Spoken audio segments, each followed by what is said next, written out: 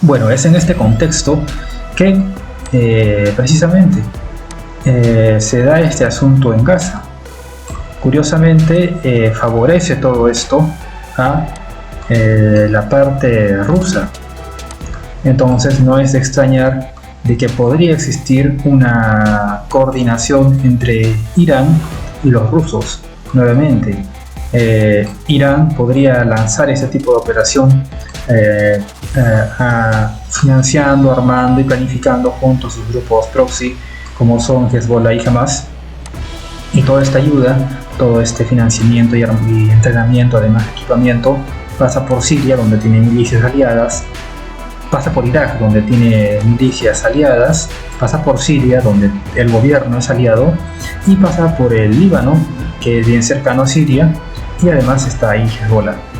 Entonces, casualmente, y vamos a recordar que en política nada es casualidad, pues Irán, con su acción y la acción de sus grupos proxy, incluyendo también los hutíes de Yemen, que han comenzado a atacar a Israel, hacen que las circunstancias, los eventos se desarrollen bastante a favor de Rusia.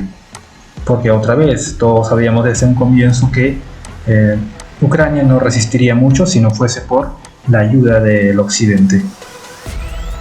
Por otro lado, vemos que los continuos esfuerzos de Ucrania pues no dan resultados, ya es casi caer en saco roto todo esto, porque no importa cuánto se esfuerce el bando ucraniano, los rusos logran concentrar la masa suficiente y otra vez.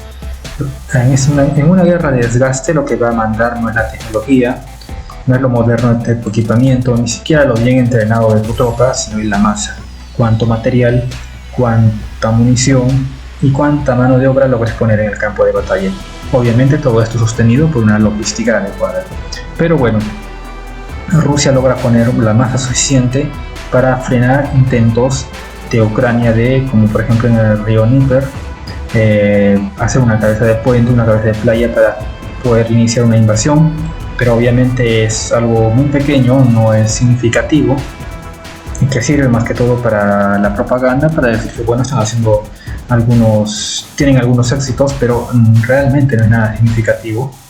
La masa rusa pues ocupa un gran espacio y podría concentrar gran fuego de artillería sobre esta zona, además de tropas.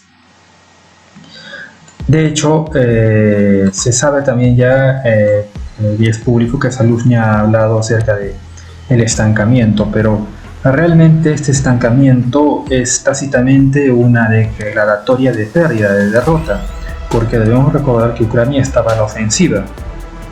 Entonces, declarar que tu ofensiva, que estás en un estancamiento, significa que tu ofensiva ha fracasado, por lo tanto, has fracasado, has perdido en tu intento de imponer una guerra de maniobras en contraposición a la guerra de desgaste o de posiciones que tenía Rusia.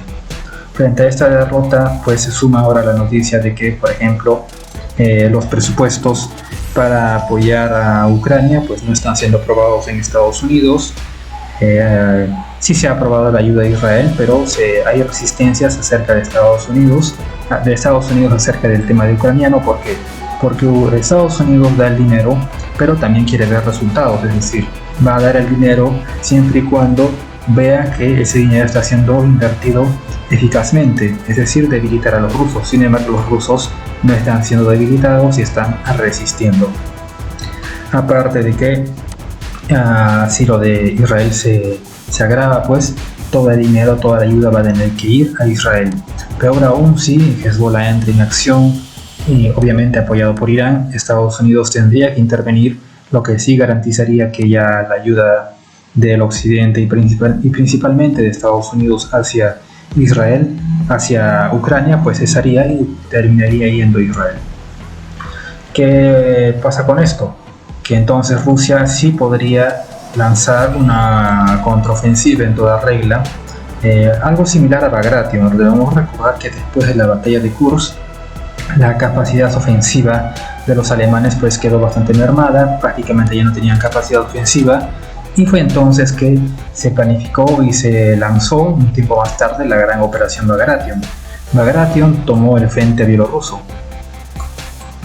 Es decir, Kursk fue más o menos por acá, y Bagration, aquí fue Kursk, y Bagration se lanzó más hacia el norte, sobre Bielorrusia, sobre el frente bielorruso, y de ahí pues no pararon hasta llegar a Berlín. Pero esto ocurrió, la gran ofensiva de Bagration ocurrió después de que en Kursk las fuerzas ofensivas alemanas fueran completamente desgastadas gracias a el esquema defensivo que los soviéticos ahí plantearon. Bueno, vemos algo similar acá. La gran contraofensiva ucraniana, apoyada por los occidentales, financiada, armada, entrenada por los occidentales, la OTAN y los Estados Unidos, pues se desarrolló, perdió frente a las fortificaciones de estilo soviético de los rusos, y ahora se espera que Rusia, pues ya se sabe que está en un proceso de acumulación de medios, está acumulando munición de artillería, comprándose la Corea del Norte, está modernizando tanques y también produciéndolos, está entrenando a reservistas, pues se viene una contraofensiva. Sin embargo, como lo dijo nuevamente el presidente Putin, sin el apoyo militar de Occidente a Ucrania, pues Ucrania no aguantaría ni una semana. Pero nuevamente, este escenario solo sería posible si lo de Israel pues escala. Si lo de Israel escala, si Israel necesita concentrar demasiado sus medios en Gaza para derrotar a Hamas, cosa que hace posible y es prácticamente una invitación a Hezbollah de atacar, y obviamente estos con una fuerza muy superior a la que tiene Hamas, con una cantidad de artillería pues muchísimo más grande, al menos de 100.000 cohetes de todos los calibres y alcances, pues sí pondrían en serios aprietos a Israel por el norte. Debemos recordar que Hezbollah también está bien entrenado, o sea, tiene bastante experiencia porque ha participado en la guerra civil siria.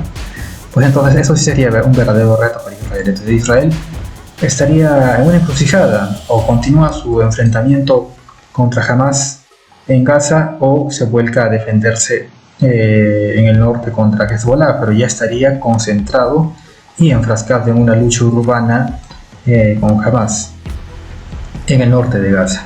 Ahí los Estados Unidos, y como ya sabemos, los portaaviones tendrían que intervenir, tratar de desembarcar marines, y esto, número uno, haría que, por ejemplo, los Hezbollah tienen misiles antibuque, podrían comenzar a hostigar a los portaaviones frente a los marines desembarcando, por ejemplo, digamos en Haifa, para apoyar a los israelíes en tierra. Haría que la Guardia Republicana iraní pues entre en acción, combinándose con Hezbollah, lo cual se llevaría a que el mundo occidental ponga su atención en el sector de Israel y Palestina y olvide completamente a Ucrania. Esto haría que de facto las fuerzas armadas ucranianas pues no tengan ninguna oportunidad contra Rusia, porque se les acabaría la munición. Rusia podría cumplir el objetivo de desmilitarizar Ucrania, que significa dejar sin militares a Ucrania, al ejército ucraniano. Ahora, también uno de los objetivos de Rusia, era desnazificar. Ahora, debemos recordar al batallón Azov.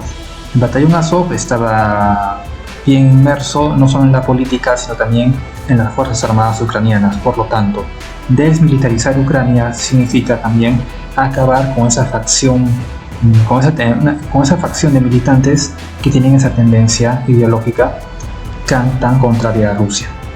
Es decir, todos los hombres o todos los ucranianos que están en contra de Rusia, pues obviamente están sirviendo en el ejército y están luchando contra Rusia. Por lo tanto, es tan importante para Rusia desmilitarizar Ucrania, porque no es solo un enfoque militar, sino también es un enfoque político.